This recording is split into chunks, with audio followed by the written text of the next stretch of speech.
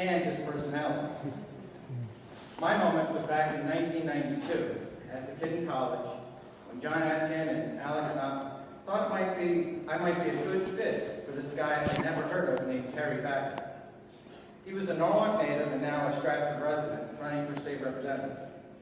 All I knew about Terry was that there were these bumper stickers on cars in Norwalk that read "Backer for Mayor," paid for by the Backer for America. I thought to myself, how could he be running for Norwalk Mayor when he's running for state rep at the same time?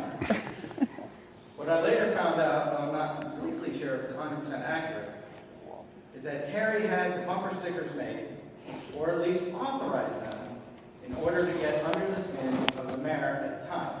I think it worked. Our first meeting was set, and I was as nervous as anything. It was 1992, and I had just finished up an internship on Capitol Hill, and was used to the more buttoned-up types. I was expecting something like that.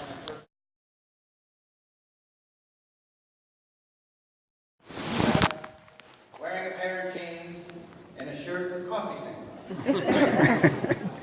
Did I mention it was pretty long too? I thought to myself, I have absolutely no experience managing a campaign in Stratford, and I've got to try to get this guy. I told myself to quit. Thankfully, I didn't listen. At our meeting, the first two things I learned in an instant about Terry Backer was he's very passionate about what he does and cares deeply about the greater good.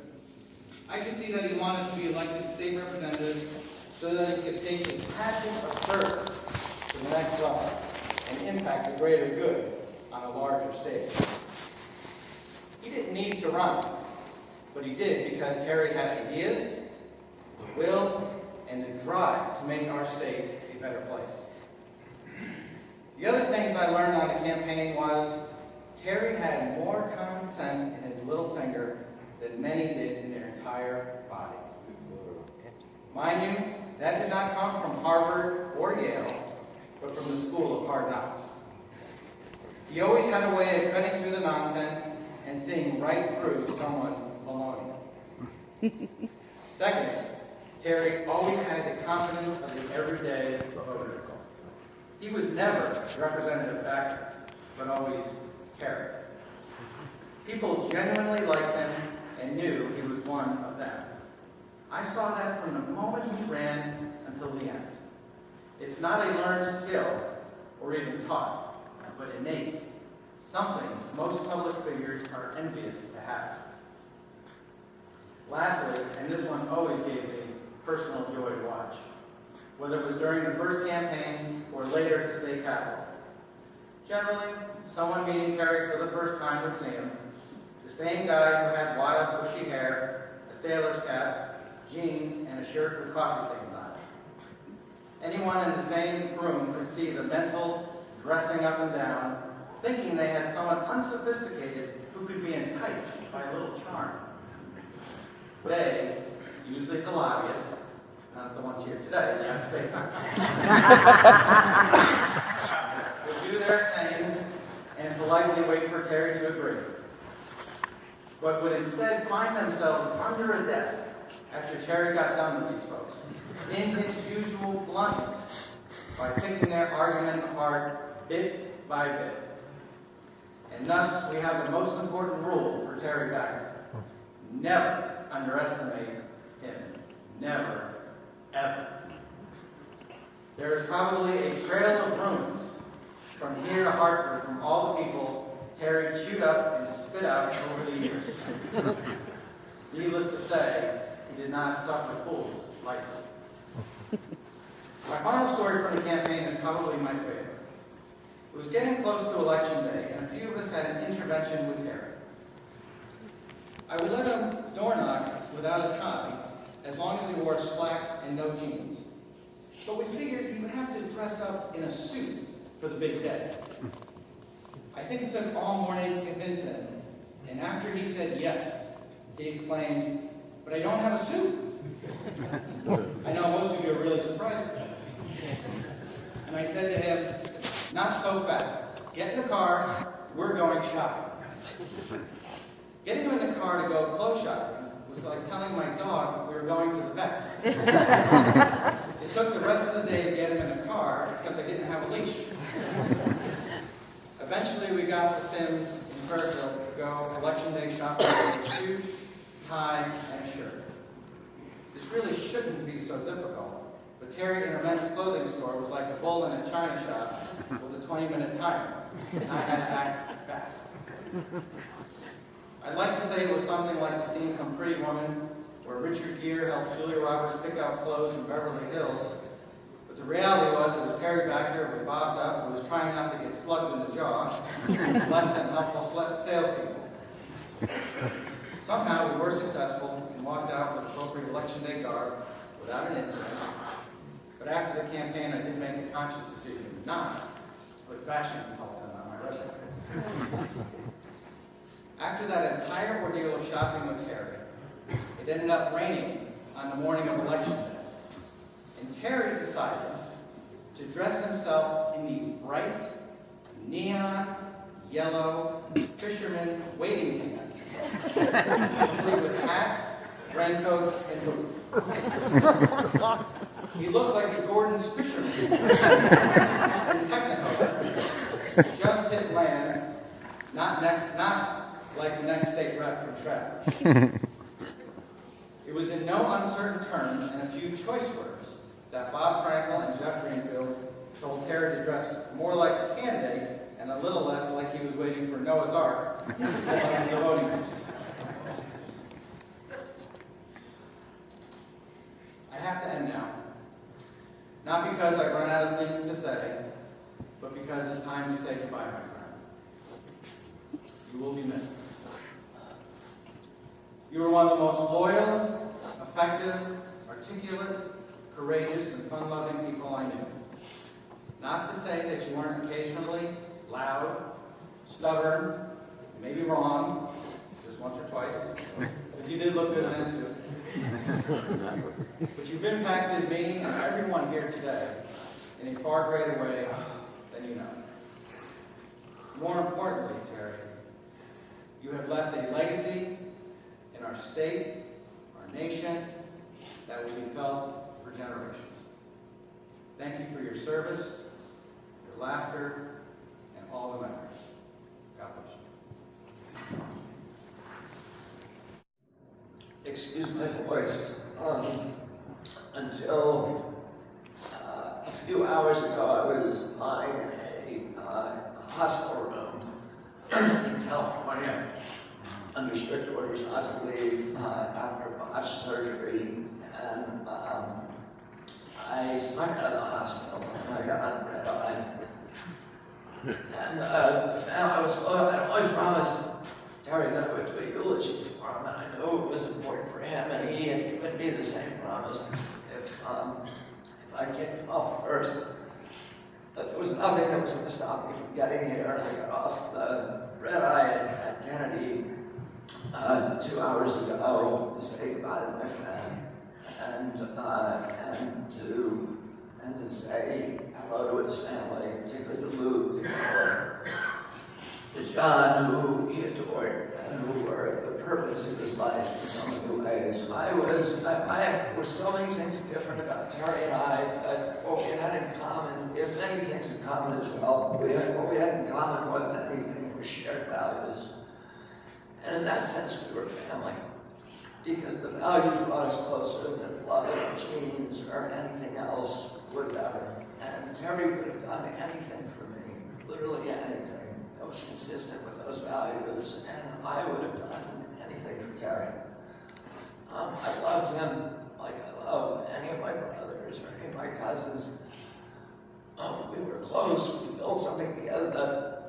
The first time I met Terry was in 1986. John Cronin was here today, who was the original riverkeeper, and it was such a joy for me to see his wife Connie, who was so much part of building this organization. John had hired me a year or two before to be the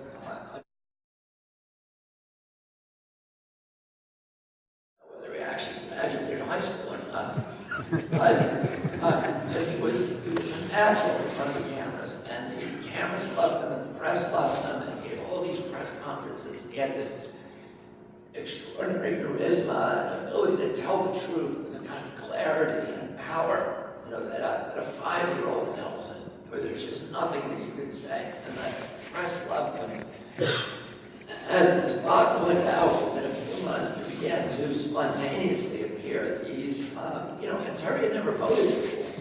There began to spontaneously appear these bumper stickers that said "Backer for Mayor." And a year later, it was kind of a joke, but a year later, he became the assemblyman for the district. And I went and knocked at the door, and I said, "Terry, all black people, they're not going to vote for somebody who looks like you." But the genuineness and the care that he had for people convinced everybody, no matter where they were from, that he was somebody, that he was a different kind of politician. He was something nobody had ever seen before. He was somebody you could trust, who would take a bullet for you, who would keep his word, who would never break his word, and people loved him for that. And he got elected, and immediately I put him to work the first thing I did was, I'm a falconer, and there was no falconry bills. Connecticut was the only state where it was illegal to do falconry, so I said, "Terry, for the payback, will you pass a falconry bill?" And he immediately did that. It cost him a lot. It was something environmentalist. He did it. And then I said, "Okay, I got another thing for you. My son needs a job." And he put my son, who was 17, and it was very, I said, "How much does the job pay? Who's going to go fishing in Long Island Sound?" He said, $15 an hour, which was a lot of money then for a high school kid. And Bobby went there. He was living in my house. He had to be at the dock at 6 o'clock a.m. The job ended at 6. It was a 2-hour commute, so he was leaving my house at 4. He was getting home at 8. Every single day he would come home and say, "I'm quitting." And he would go back to work. And he said, luckily the one thing, the saving grace, was that his friend Noah was going to come with him and share the same job. But they put Noah on a different boat. He never saw him the whole summer. And he was the only one on his boat who spoke English. By the end of the summer, he knew every top 40 song in Guatemala. And that was the beginning of our relationship. And Terry then took the helm and really became one of the driving forces behind the growth of the waterkeeper movement. At that time, we had only 2 waterkeepers. We had the one in the Hudson and Long Island Sound. And then we went out to California. We started getting applications from everywhere, and Terry acted as a mentor to all of these groups. He would go to Mexico and spend a month teaching people how to cultivate old oysters and what their legal rights were. This was a guy who didn't graduate high school, but he was teaching them that with authority and a kindness and a compassion that made people want to follow him. He went to India, he went to China, he went to countries all over the world. We went under his leadership. We went from having 2 waterkeepers to being the largest water protection group in the world, with 278 waterkeepers. And that is Terry's legacy. And this is a group that is growing and growing. It would have never happened without Terry Backer. We're the most effective, strongest water protection group in the world. This is something he cared deeply about, and that he, and you know what his energy was. He had these extraordinary energy levels. In fact, he couldn't sit still. He was really, really organized when it came to Robert's Rules of Order and parliamentary procedure. He knew everything about them, and he could lead a meeting, but he couldn't sit still. He'd have to sit still for 2 minutes. And he'd leave the meeting, and he'd go smoke a cigarette outside, and he'd have a crosswalk, and he'd come back, and he'd leave the meeting a little more. And the only time I ever saw him sit still, but he didn't drink. Both of us were sober for 35 years. And the only time I saw him sit still was when we were up. We had just sued the Navy in Bremerton, and we went up to Bremerton in Seattle, we're in Puget Sound. We started Puget Sound Keeper. We went down to Santa Monica to launch the Santa Monica Baykeeper, and we had a big conference down there. And the three oldest keepers, Terry Backer, who was the smallest of the three, and was probably, what, 270? And then we had Andy Wilner, who was bigger, but it was the same size in every direction. And we had Cocaine, who was even bigger than that, and they all had long white beards. They looked like the Smith brothers. And they got in a hot tub, and they wouldn't leave. I think the priest is getting a little twisted. It was like a light hair suit. It's a little over 2 minutes, I think. I think they're still trying to keep the filters together. But Terry was one of the most knowledgeable people that I've ever met. He would shock you with the knowledge. He was part of American history. His family had come over, not on the Mayflower, but right after on the Arbella, which was Jonathan Winthrop's fleet, and he knew everything about the history of the Puritan settlement of America. He one night spent the entire night out, this was a man who didn't drink, giving me a lecture about the Acadian settlement from France to the Pedigree River, and then down to start Acadians in Louisiana, and their migrations all over the United States and their culture. He knew his family had been in the Revolution and the Civil War and the War of 1812, and he knew every small detail about all these things. He was quiet, he didn't brag about it, and he knew things that a college professor would know. He was just brilliant about all of this stuff, and he was such an impressive person, and such a good friend to me and to everybody else. He sent me out recently to, I talked to him almost every day. He was deeply religious. There's not a conversation I ever had with him that he didn't mention God. He named his two kids biblical names.